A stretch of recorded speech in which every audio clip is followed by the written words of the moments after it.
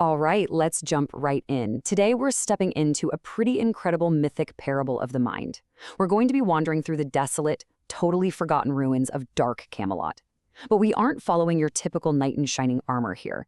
Instead, I want you to imagine stepping right into the shoes of a seeker named Faust. We're going to journey alongside him through this intense psychological landscape, and we'll see exactly how his encounters mirror our very own inner battles. So, picture Faust. He's the ultimate seeker, right? He spent his entire lifetime searching for, quote, what holds the world together in its innermost core. He's desperately looking for the ultimate binding force of existence. But he's restless, and honestly, he's incredibly weary. Enter Mephistopheles. He's this shadow figure representing the devil, and he makes a really grand wager. Mephistopheles basically bets that he can satisfy Faust's endlessly restless spirit with a static answer. A permanent stopping point where Faust will finally just throw his hands up and say, I am satisfied.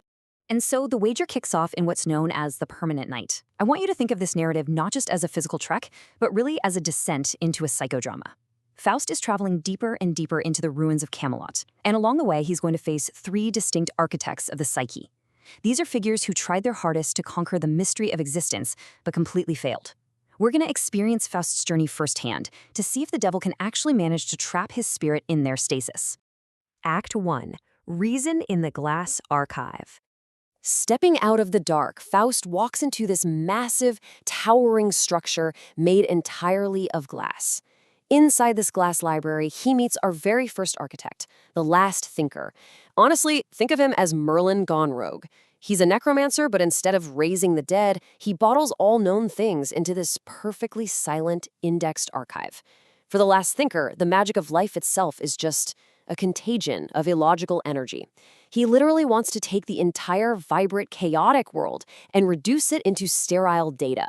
He wants to strip away all the noise and leave behind only pure, cold logic.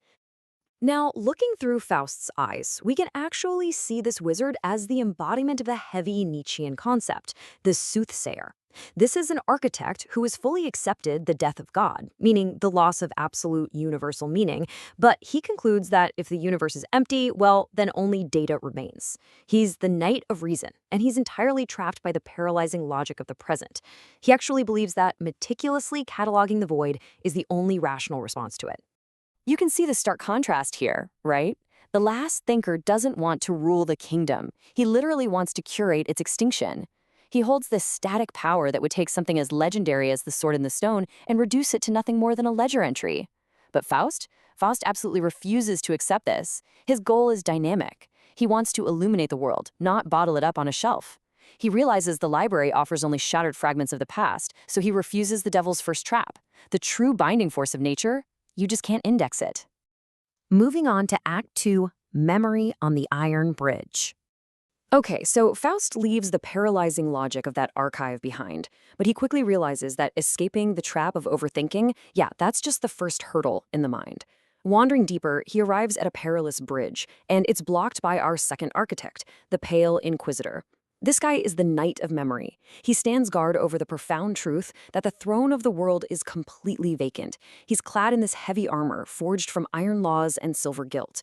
And his demand to any traveler trying to cross, he demands that they remain perfectly still, entirely paralyzed by the weight of their own imperfections and the limits of their power.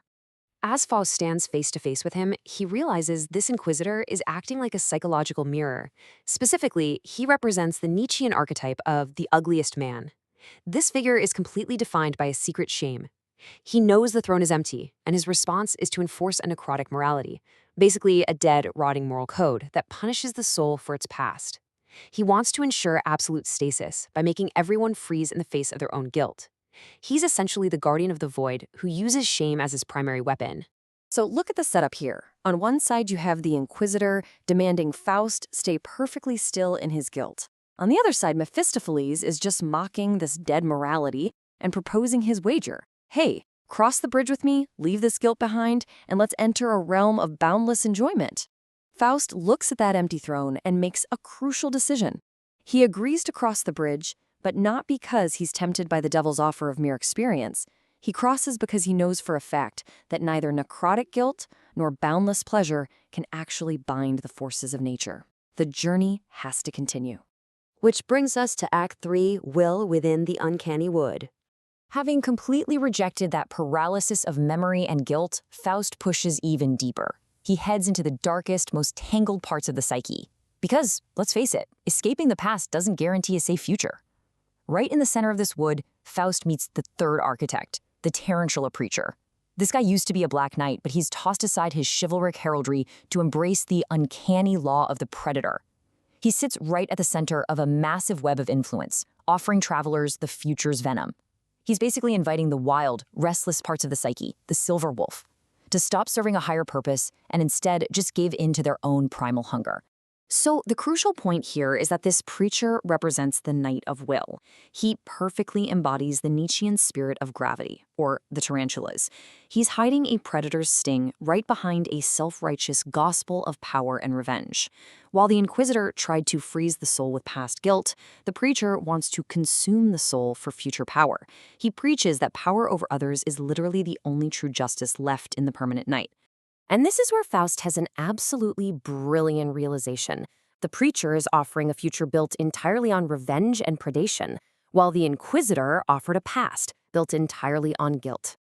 Faust, who is mirroring the untamed silver wolf of the psyche, realizes that the future of the predator is just as terribly stagnant as the past of the guilty.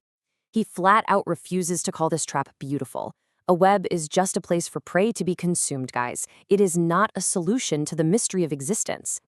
All right, let's take a second to synthesize the cosmic conflict of these three psychological mirrors. We've got the thinker, the knight of reason, trapped in the present, erasing the soul with pure data like the Nietzschean soothsayer. Then we have the inquisitor, the knight of memory, trapped in the past, punishing the soul with guilt, just like the ugliest man.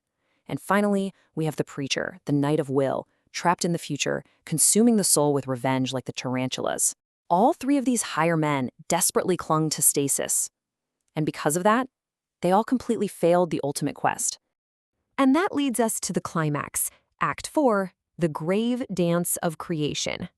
Having successfully bypassed the traps of reason, memory, and will, Faust finally makes it to the very center of the ruins of Dark Camelot. Here, Faust stands right before the ultimate symbol of the quest, the Grail. But in this particular psychodrama, the Grail is famously empty, and Mephistopheles is right there practically tasting his victory. He's just waiting for Faust to look at this empty vessel, yield to the limits of the world, and finally admit he's satisfied by the static void. The stakes literally couldn't be higher here. If Faust gives in, his restless spirit is trapped forever. But here's the thing. Faust looks right at that empty grail, and it suddenly clicks. He understands exactly why these three architects completely failed to answer the mystery of existence. He realizes the binding force of the world isn't something you can just capture. Data is just noise, so the thinker failed. Law is just guilt, so the inquisitor failed. Prey is just a trap, so the preacher failed. None of these static answers can actually hold the world together in its innermost core. So what does Faust do? His response is this profound, heroic movement.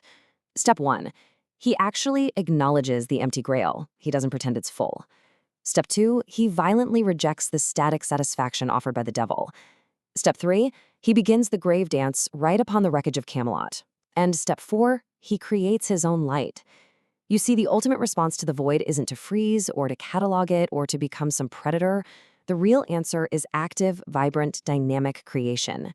By moving and dancing in the dark, Faust proves his spirit is defined by action, and that completely defeats the devil's wager. It's just an absolutely powerful metaphor for how we all navigate meaning. So as we wrap up this explainer, I want to leave you with this question. When facing the empty grails in your own life, those moments when you suddenly realize a system, a belief, or a structure is completely vacant, how do you respond? Are you trapped by your own memory, frozen by guilt? Are you trapped by cold reason, just archiving the noise? Are you trapped by a predatory will? Will you stand perfectly still? Or will you become the heroic seeker of your own story and dance in the dark? Think about that for a bit, and I'll see you in the next explainer.